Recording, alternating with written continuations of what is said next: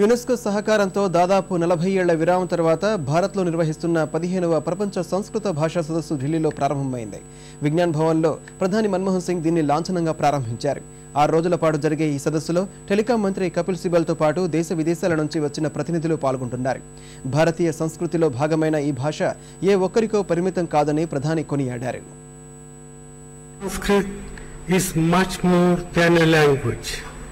It is a complete knowledge system that embodies the great learning traditions of ancient India.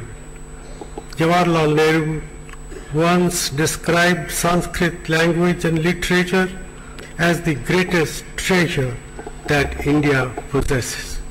Like the great civilization of India, Sanskrit does not belong to any particular race, sect or religion.